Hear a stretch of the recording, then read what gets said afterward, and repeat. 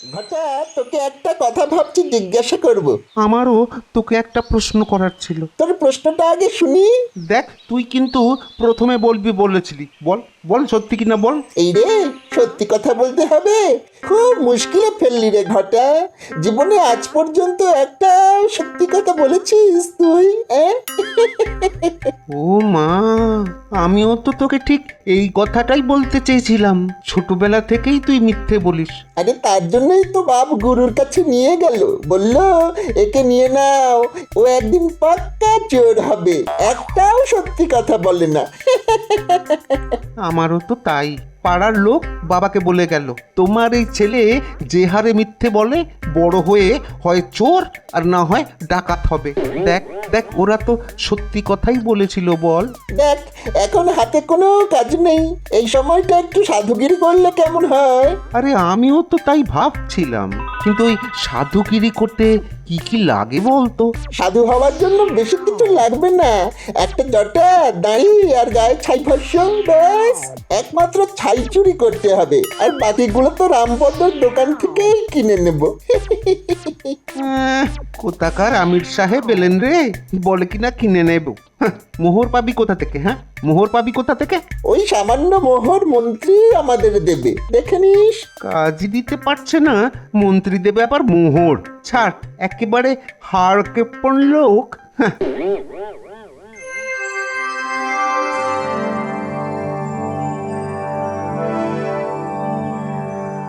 মহারাজ, আজ আপনাকে কেমন যেন মনমরা লাগছে। কিছু কি ঘটেছে?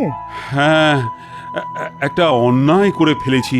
ভাবছি তার থেকে উদ্ধার পাবো কি করে। কি এমন অন্যায় করে ফেলেছেন যে আপনি এত উদ্বিগ্ন হয়ে আছেন? আসলে অনেক দেরি করে ফেলেছি তো, তাই ভাবছি। মানে, এর থেকে উদ্ধার পাওয়ার কোনো রাস্তা আছে কি? আগে শুনি, অবশ্য যদি আপনি বলতে চান তবেই বলবেন। আরে, তোমাদের বলবো না তো কাকে বলবো? আসলে কাল রাত্রে আমার স্বর্গত মাতৃদেবী আমার স্বপ্নে দেখা দিয়েছেন। আমায় খুব বকাবকি করলেন। কেন কেন বকাবকি করলেন কেন? মহারাজ, মায়ের বকা তো সারা জীবনই খেতে হয়। আহ গোপাল, মহারাজের সঙ্গে তার মন্ত্রীর কথা হচ্ছে, তার মধ্যে তুমি কেন কথা বলছো? না না মন্ত্রী, বিষয়টা তেমন কিছুই নয়। আসলে আমার মা তাঁর শেষ ইচ্ছা প্রকাশ করেছিলেন যে তার মৃত্যুর পর যেন 10 জন সাধু সজ্জনকে পেট পুড়ে খাওয়ানো হয়, আর আমিও সেটা হাজার কাজের মধ্যে না ভুলে গেছিলাম। মহারাজ, আমিও পাঁজিতে দেখেছি রাজ্যে ভয়ঙ্কর সময় আসছে। এবছর ফসলও ভালো হবে না, লোকে না খেতে পেয়ে মরবে, মহামারী আসবে, খুব দুর্দিন আসার সম্ভাবনা আছে মহারাজ। তো সেটা কি মায়ের শেষ ইচ্ছে পূর্ণ না করার কারণে হতে পারে? আগে যদি আমার কথায় কিছু মনে না করেন তবে বলি, মায়ের শেষ ইচ্ছে পূরণ না করার কারণে হতেই পারে, কিন্তু চিন্তা করবেন না, আমাদের শাস্ত্রে এর থেকে রেহাই পাওয়ার বিধান আছে। যদি আপনি মাতৃবিয়োগ যোগ্য করেন তবে খরচা আছে। 7 মণ ঘি, 7 মণ ফল, 7 মণ চাল, 7 মণ ডাল, সঙ্গে রান্নার মশলাপাতি। এত কিছু দিয়ে কি হবে? একটা যজ্ঞ করতে এত খরচ আগে কখনো শুনিনি বাবা। বাবা বাবা, একটা রোজগারের সুযোগ এসে গেল মনে হচ্ছে। একা পণ্ডিত এত কিছু নিয়ে যাবে তা তো হতে পারে না। মহারাজ, আপনি আসল কথাটাই ভুলে গেলেন। হ্যাঁ, মানে সবকিছু না কেমন যেন তালগোল পাকিয়ে গেল। আপনি মায়ের শেষ ইচ্ছে রাখবেন না? 10 জন সাধু ভোজনের কথাটা ভুলে গেলেন? তাই তো, 10 জন সাধুকে তো ভোজন করাতে হবে, তো তার দায়িত্ব কে নেবে? তুমি? আমি ছাড়া আর কে নেবে? আমার হাতে এই 10 কেন, 20 জন সাধু আমি এক্ষুনি জোগাড় করে দিতে পারি। শুধু জোগাড় করলেই তো হবে না মহারাজ, তাদের উপযুক্ত উপহার দিতে হবে। যেমন প্রত্যেকের জন্য সোনার থালা, সোনার ঘটি, সোনার বাটি। এসব না দিলে তো যজ্ঞের কোনো মানেই দাঁড়াবে না। সাধুরাই তো এই বিপদ থেকে উদ্ধার করতে পারে। আচ্ছা, বেশ ভালো বুদ্ধি বার করেছে তো মন্ত্রী। একজনের 7 মণ, আরেকজনের সোনার থালাবাটি। দেখি কি করা যায়। খরচের কথা ভেবে আর লাভ নেই, প্রায়শ্চিত্ত তো করতেই হবে। মায়ের শেষ ইচ্ছে না রেখে যে অন্যায় আমি করেছি তাতে তো খরচাপাতি করতেই হবে। মন্ত্রী, তুমি তুমি ব্যবস্থাপত্র যা করার করো, আর খুব তাড়াতাড়ি যেন এই মাতৃবিয়োগ যোগ্য হয় সেদিকে খেয়াল রেখো। নমস্কার মন্ত্রী মশাই, অনেকদিন পর আমাদের ডাক পড়লো, নিশ্চয়ই কোনো কাজ আছে। ভালোই করেছেন, আপনি আমাদের দিয়ে শেষ কাজটা করিয়ে নিন। আমরা আর চুরিচামারি করবো না বলে ঠিক করেছি। কিরে ঘটা, সত্যি কথাটা বলেই দিলাম, কি বলিস? হ্যাঁ, আরে মন্ত্রী মশাই আমাদের কি কাজ করতে দেন সেটা তো আগে দেখবি, তারপর তো ওই সত্যি কথাটা বলবি। আশ্চর্য! চুরি চামারির কাজ তোরা ছেড়ে দিবি তো খাবি কি? আমরা ঠিক করেছি এখন থেকে সাধুগিরি করে খাবো। হ্যাঁ, আরে আমি তো ঠিক সেই কাজটাই তোদের দেব বলে ডেকেছি। অদ্ভুত ব্যাপার, আপনি আমাদের সাধু বানিয়ে দেবেন? মানে আমরা সাধু সেজে ঘুরে বেড়াবো, ভিক্ষে করব? আচ্ছা আচ্ছা, লোকে ভিক্ষে দেবে? এবার এমন ব্যবস্থা করেছি না, তোরা ভাবতেই পারবি না। ভিক্ষে করতে হবে না, যেখানে তোদের পাঠাচ্ছি সেখানে তোদের আদর করে ডেকে বসাবে, সোনার থালায় খেতে দেবে, সোনার ঘটিতে জল খাবি, সোনার বাটিতে নানা ধরনের পদ বেড়ে দেবে, তোরা খাবি। শুধু খাবোই, কামাই কিছু হবে না? সোনার থালাবাটি কি খেয়েই আবার ফেরত দিয়ে দিতে হবে? আমি কি বোকা নাকি যে শুধু খাবার জন্যে তোদের পাঠাবো? তোরা ওই থালা বাটি বগলে করে নিয়ে আসবি, সঙ্গে আরো অনেক কিছু। তোদের শুধু সাধু সেজে যেতে হবে। তোদের আরো একটা কাজ করতে হবে, তোদের দলের 10 জনকে জোগাড় করতে হবে। পারবি না? হ্যাঁ, সাধু সেজে এত রোজগার? তো এতদিন চুরি চামারি করলাম কেন? এটা পরে ভেবে দেখা যাবে। এখন 10 জন চোর জোগাড় কর, তাদের সাধু সাজিয়ে রাখবি। আমি বললেই তাদের নিয়ে রাজবাড়ি চলে যাবে, ওখানে একটা যজ্ঞ হবে। তোরা শুধু সাধু সাধু করে যাবে, এছাড়া আর কোনো কথা বলবি না, মনে থাকবে? আচ্ছা, সোনার থালা বাসনগুলো কি জঞ্জালে রেখে আসবো? পাগল হয়েছি? আমার বাড়িতে আগে জমা করবি, তারপর সেগুলি বেচে তোদের তার ভাগ দেব। সবাইকে সে কথাটা বলে দিবি, বুঝলি? হ্যাঁ, সেটা তো করতেই পারি, তবে আপনি যা সাধু পুরুষ, তাতে সোনা গলিয়ে পাথরও করে দিতে পারেন। এবার কিছু মোহর ছাড়ুন তো, নইলে নইলে ওই সাধুর জটা, কৌপিন, দাড়ি এসব কিনবো কোথা থেকে? হ্যাঁ, মোহর কি গাছ থেকে পড়ে রে? রামপদর দোকান থেকে ঝেড়ে দে, রাতে দোকানে কোনো লোক থাকে না। যা বাবা, সাধু হয়ে সাধুর পোশাক ঝেড়ে দেবো? কি আশ্চর্যের কথা! জামাই, আবার আমাদের বাহিনী তৈরি করতে হবে। সব কথা পরে খুলে বলবো, আগে তোমরা লক্ষ্য রাখবে এখানে সাধুদের আনাগোনা বেড়ে গেছে কিনা। মন্ত্রী নাকি একদিনেই 10 জন সাধু জোগাড় করে দিতে পারে। ওই, আমি তো এই নগরে কোনো সাধু দেখছি না। তার মানে সব কটা চোরকে মন্ত্রী সাধু সাজিয়ে নিয়ে আসবে। মহারাজের কাছ থেকে সোনার থালাবাটি হাতে নেওয়ার জন্যই এত সাধু জোগাড় করার দায়িত্ব মন্ত্রী নিজের হাতে নিয়েছে। কেন হঠাৎ সাধুরাতে দরকার পড়লো কেন শ্বশুরমশাই? মহারাজ তার মায়ের শেষ ইচ্ছে পূরণ করার জন্য সাধু সজ্জনদের ভোজন করিয়ে সোনার থালাবাটি উপহার দেবেন। ব্যাস, সেই সুযোগটাই নিল আমাদের মন্ত্রী। তাই তোমাদের উপর দায়িত্ব দিলাম সাধুদের উপর নজর রাখা। আর একটা কথা, গুলটে শোন, তোদের বেশ কয়েকটা গুলতি বানিয়ে রাখতে হবে, ঠিক সময়ে কাজে লাগবে। আর দিদাকে বলে শুকনো লঙ্কা গুঁড়ো করে রাখবি। যা, কাল সকাল থেকেই কাজে লেগে যা। কি আমার জটা, দাড়ি, কৌপিন, কোমণ্ডুলগুলো সব গেল কোথায়? হ্যাঁ, এই তো এই বস্তায় রেখেছিলাম। না না না না, কোথাও তো নেই। চোর এসেছিল নাকি? কিন্তু সাধুদের পোশাক কেন চোর নিয়ে যাবে? আর কেনই বা নেবে? আগে এখন বলি। আরে আরে, ওই তো গোপাল যাচ্ছে, ওকেই একবার জিজ্ঞেস করে দেখি। গোপাল, ও গোপাল, গোপাল! হ্যাঁ, এসো তো ভাই, একবার এদিকে এসো তো। আমি তো তোমার দোকানে আসছিলাম, একটা জটা আর সাধুদের দাড়ি পাওয়া যাবে? সাধুদের পোশাক? কি আশ্চর্য, তোমারও লাগবে? তোমারও লাগবে মানে? আচ্ছা, আর কোনো খদ্দের এসেছিল নাকি? তাছাড়া কি নিয়ে গেল? আরে খদ্দের এলে তো ভালোই হতো। না না না, যারা এসেছিল তারা খদ্দের নয়, তারা খাঁটি চোর। 1 বস্তা পোশাক নিয়ে গেছে। আচ্ছা আচ্ছা গোপাল, সাধুর পোশাক কে নেবে বলো তো? নিশ্চয়ই সাধু নয়। সাধুর পোশাক সাধু নেবে কেন? আরে আমিও তো তাই বলছি, কিন্তু চোর 1 বস্তা সাধুর পোশাক নিয়ে কি করবে বলো দেখি? একটা কথা বলি, তুমি কিন্তু কাউকে এই কথাটা বলতে যেও না। তোমার লোকসান আমি মহারাজকে বলে পুষিয়ে দেব। আমি একটা চক্রান্তের গন্ধ পাচ্ছি, বুঝলে? একদম চুপ করে থাকো, কেমন? না না, তুমি যখন বলছো তখন কাউকে বলবো না, তবে চক্রান্তের গন্ধ কিন্তু আমিও পাচ্ছি। মনে থাকে যেন। আমি এখন যাই, চোর ধরার জন্য এখনো অনেক কাজ বাকি আছে।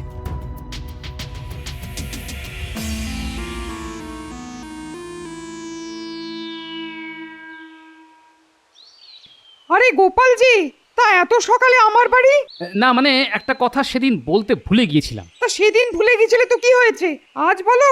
আসলে সেদিন মহারাজ যে স্বপ্ন দেখেছিলেন সেই স্বপ্ন কাল রাতে আমি দেখেছি। তোমার মা তোমাকে স্বপ্নে দেখা দিয়েছেন, এ তো খুব সুখের কথা। তা তোমার মা কি বললেন স্বপ্নে? আসলে মার চিতার মাটি আমার কাছে রাখা ছিল।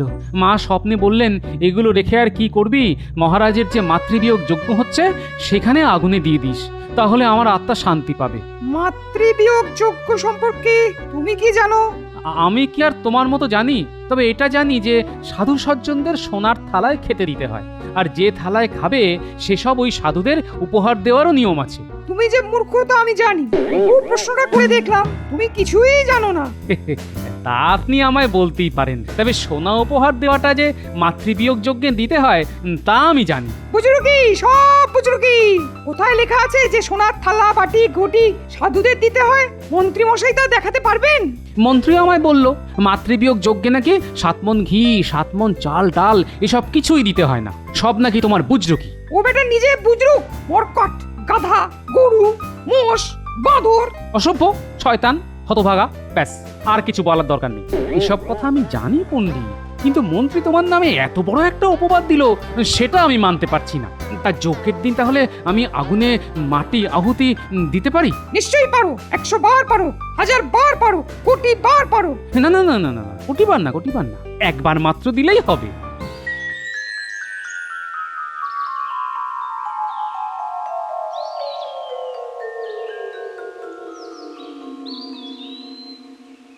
এই গুলটে, ওই দেখ দুটো সাধু এদিকেই আসছে রে, দেখেই মনে হচ্ছে চোর। সাধু সেজে আছে। এই একটু পেছনে লাগিয়ে আয়, আয় আয়। বেটার দাড়ি খুলে দি। না, তাহলে না ওরা সতর্ক হয়ে যাবে রে। প্রণাম সাধু বাবা, এবার টোল থেকে আমায় তাড়িয়ে দেবে বলেছে, সংস্কৃতে শূন্য পেয়েছিলাম বলে। এখন কি করি সাধু বাবা? সাধু সাধু, আমার না কানে পোকা ঢুকেছে, মাথার মধ্যে কামড়াচ্ছে, মাথাটা কেটে বাদ দিয়ে দি। সাধু সাধু। এই আমার মুন্ডি চলে যাবে আর তুমি বলছো সাধু সাধু? দুষ্টু, এদিকে সাধুর মতো কথা হলো? হ্যাঁ কিরে ঘটা, আর কিছু বলতে বলেছিল? না না না, আর কিচ্ছু বলতে বলেনি। খবরদার অন্য কিচ্ছু বলবি না। শোনো ছেলেরা, আমরা কিন্তু ওই তোমাদের সাধু সাধু ছাড়া আর কিচ্ছু বলতে পারবো না, মানা আছে কথা বলার। কার বানা গো? মন্ত্রীর? তোমরা কিভাবে জানলে? তার মানে তোমরা চোর? ছিলাম, এখন আর নেই, সাধু হয়ে গেছি। হ্যাঁ আমায় যে টোল থেকে বার করে দেবে তার একটা বিহিত করো। ঘটা, কিরে আমি তো কথা বলে যাচ্ছি, তুই কিছু বল। সাধু সাধু। ও হ্যাঁ, সাধু সাধু সাধু।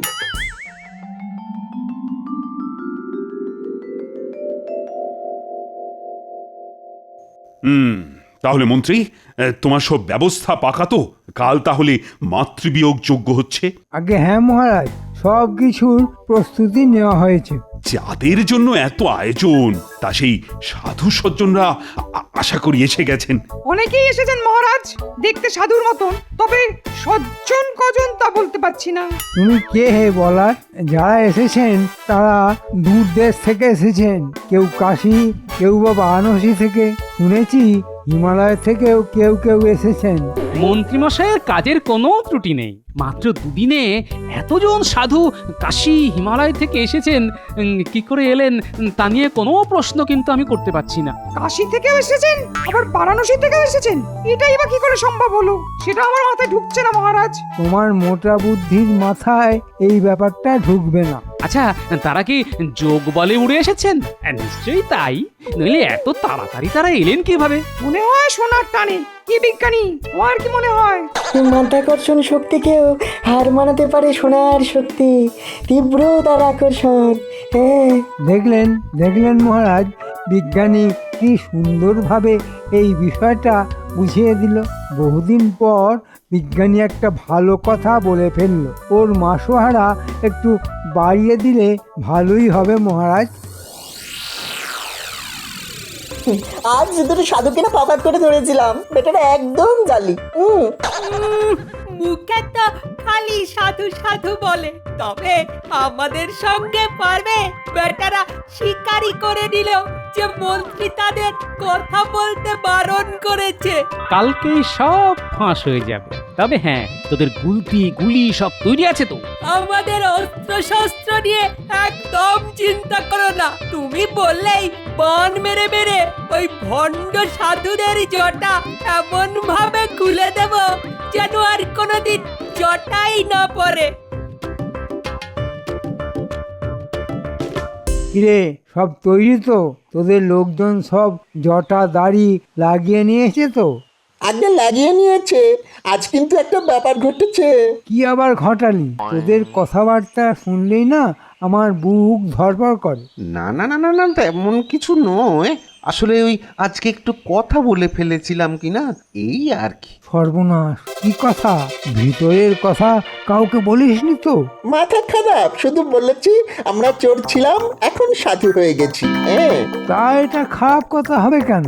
চোর তোরা তো বটেই, আজ সাধু হয়েছিস, হতেই পারে। আর কিছু বলিসনি তো? না না, তেমন কিছু বলিনি।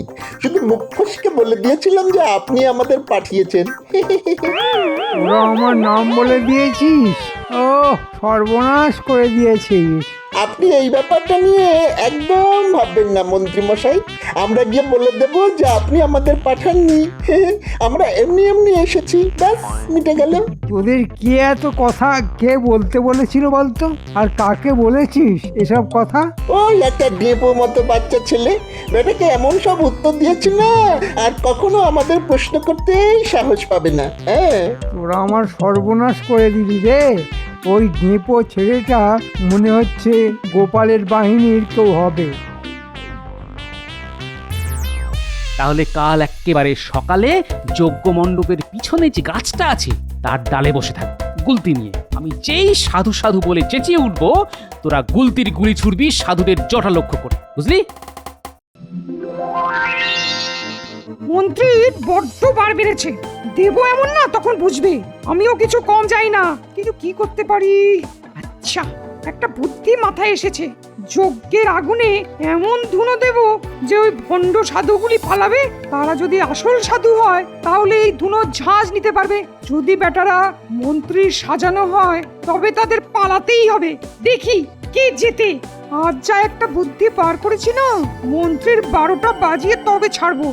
আচ্ছা গোপাল, ওই সোনার থালাবাটি কে নিয়ে যাবে? মন্ত্রী। ও যদি নেয় তাহলে কিন্তু 7 মণ চাল আর ডাল আমিও নেবো। অতটা নেই, আছে মাত্র 2 মণ করে। আমি মহারাজকে বলে কমিয়ে দিয়েছি। ভালোই করেছো। অন্ন নিয়ে অন্যায় করা ঠিক নয়। খেয়ে পড়ে আছি, চালাকি করতে গেলে হয়তো না খেতে পেয়ে মরবো।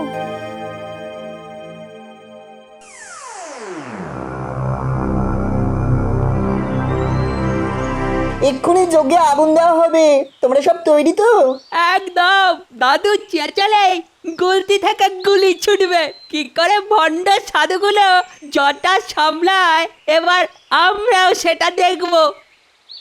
স্বাগত স্বাগত সাধু সমাজ, আপনাদের প্রণাম জানাই।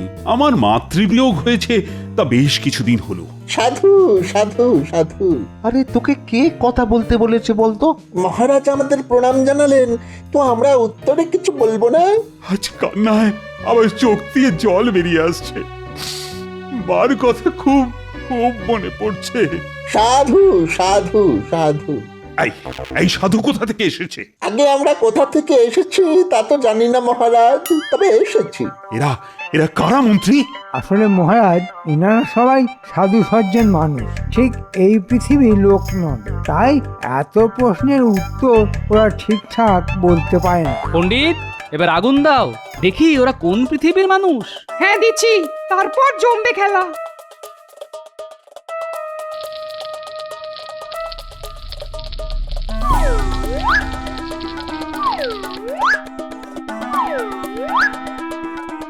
বাপরে বাপরে বাপ, এই গোপালকে ছিটিয়েছে বলতো? ওরে বাবারে বাবারে বাবা, ওরে বাবারে। লঙ্কা ছাড়া আর কি হতে পারে? হ্যাঁ, চাও। এই রে এই রে, এই হাঁচি মারতে গিয়েছে আমার দাড়ি খুলে গেল। চল চল পালাই, চল চল এক্ষুনি পালাই পালাই। সাধু সাধু। গুলটে টিপ করে জটায় মার যাতে চুল বেরিয়ে পড়ে। হ্যাঁ তুমি চিন্তা করো না, এমন টিপ করে মারবো যে চুল কেন সঙ্গে ঠ্যাংটাও খুলে নেব।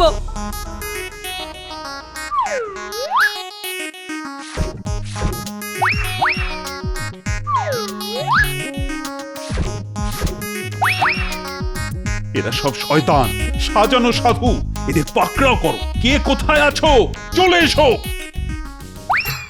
আরে এই বটা ঘটা, আমাকে আমাকে না নিয়ে তোরা কোথায় চলি রে? ওরে বাবরে, আমার হাঁটুটা বোধ হয় ভেঙেই দিল। আমি যা চলতে পারছি না রে। ও যা আছে কপালে থাক, আমি আর পারছি না ছুটতে। মহারাজ, এরাই মন্ত্রীর সাধু সজ্জন। দেখলেন তো এদের হাল। কাকে বিশ্বাস করবেন? সবাই চোর। যতদিন গোপাল আমার সঙ্গে আছে ততদিন আমার কোনো ভয় নেই। তাহলে কি বলতে হবে বিশ্বাসে মিলায় গোপাল, তর্কে বহুদূর? চোরগুলো তো পালিয়েছে, এবার মন্ত্রীর কি হবে? এটা আমি কি করে বলবো মহারাজ? শাস্তি দেওয়ার মালিক তো আপনি। ওর একটাই শাস্তি হতে পারে, উকুন ভর্তি দাড়ি আর জটা পুড়িয়ে ওকে রাজবাড়ির সামনে বেঁধে রাখা হোক।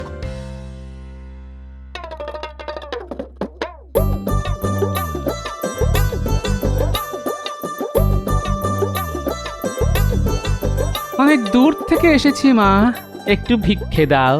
এই তোমরা সাধু সজ্জন মানুষ, কিন্তু এত বেলা এলে কি করে খাবার দেওয়া যায়? একটু সবুর করো তোমরা। হাঁড়িতে ভাত বসিয়ে তারপর খেতে দেবো। হ্যাঁ, জামাই এলো বাড়িতে, চাল ছেড়ে দাও হাড়িতে। হাঁ করে কি দেখছো? লঙ্কা ফোড়ন খাচ্ছো? জামাই এত চুল দাঁড়িতে চিনতেই পারিনি। তো বাবা, তুমি ওকে শ্বশুরের মতো সাধু হয়ে গেলে নাকি? না না না, সাধু হতে যাবো কেন? জমিয়ে ইলিশ মাছ ভাজা খাবো।